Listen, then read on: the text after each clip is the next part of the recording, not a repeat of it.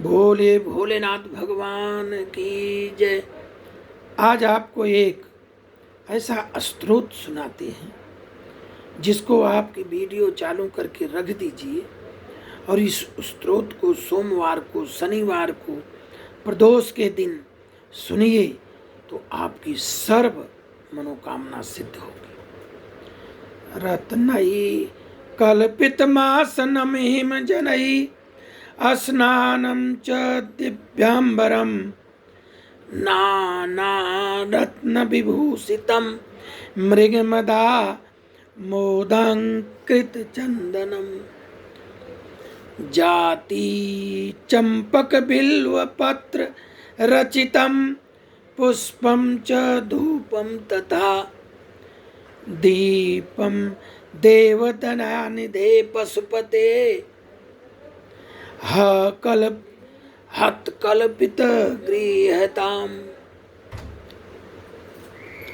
सौवर्णेरत्नखण्डर चिते पात्रे घृतं पायसं भक्षं पंचविधं पयोधियुतं रम्भाफलं पानकं शाका नामयुतं जलं रुचिकरं कर्पूरखण्डोज्ज्वलं ताम्बूलं मनसा मया विरचितं भक्त्या प्रभो स्वीकरु।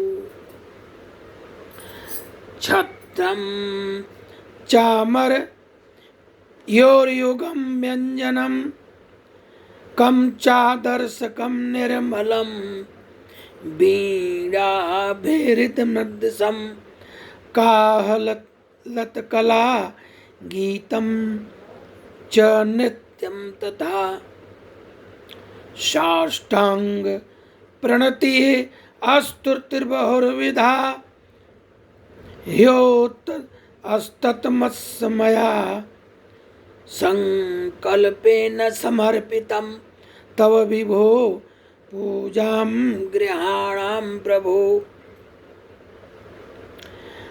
आत्मा त्वं गिरिजामती सहचरा प्राणा शरीरं गृहे पूजा ते विषयोपभोगरचना निद्रा समाधि स्थिति संचार पदयो प्रदक्षिण विधि स्तोत्राणि सर्वाग्रयो यत् कर्म करोमि तत्खिलं शंभो तवाराधनम्। किं वा वानेन धनेन वाज करभि प्राप्तेन राज्येन किं वा पुत्रकलत्त पशुभिर्देहन् गेडेहन् किम ज्ञातवेत् तत्क्षण भृगुर सपदिरेत्याज्यं मनो दूरतः स्वामार्थं गुरुवाक्यतो भज भज श्री पार्वती वल्लभम। बोलिए भोलेनाथ भगवान की जय। देखिए, एक बार की बात है कि एक संत हुए अनंत कृष्णदास। उनके पास एक लड़का सत्संग के लिए आया करता था। प्रभावित होकर वह दीक्षा लेने के लिए प्रार्थना करने लगा कि हे बाबा, हमें दीक्षा दीजिए।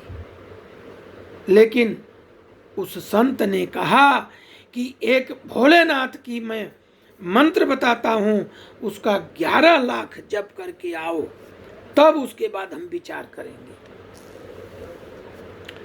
लगभग कुछ ही महीने में वह शिष्य 11 लाख का जप पूरा करके 3-4 वर्ष बीता, फिर वह साधक संत के पास आ गया।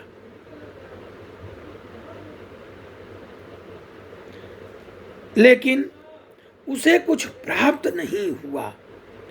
तो उसके मन में श्रद्धा की कुछ कमी आ गई।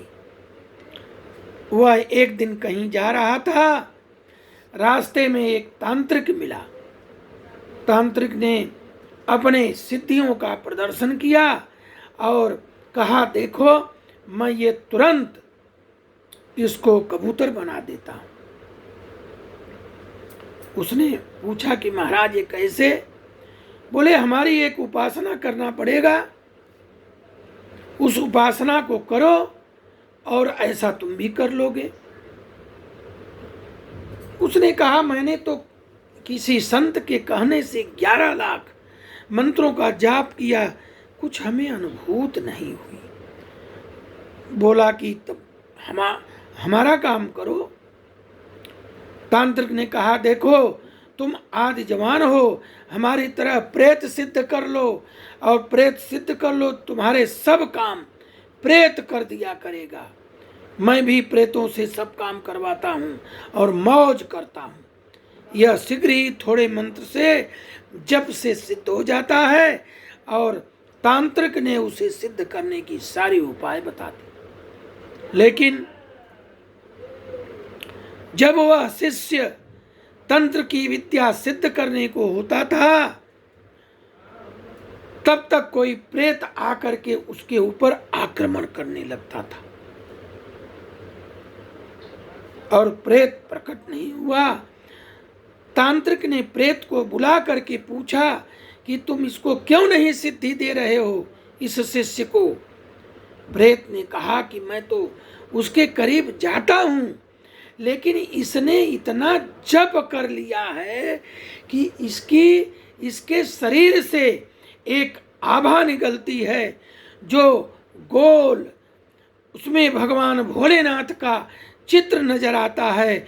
मेरी हिम्मत नहीं पड़ती इसके पास जाने की। मैं महान बलवान होने के बाद भी उस चक्र में मैं घुस नहीं पाता। फिर उस तांत्रिक ने कहा कि भैया जाओ, तुम तो हमसे भी बहुत बड़े आदमी हो, तुम तो यार इतना जप कर लिए हो कि हमारा या भूत प्रेत तुम्हारा कुछ नहीं बिगाड़ पा रहे हैं। फिर उसने तब उसको जा करके अपने तप का, भोलेनाथ के तप का उसको विश्वास हुआ कि हे भगवान, प्रेत जब हमारा कुछ नहीं कर सकते तो जम क्या करेंगे।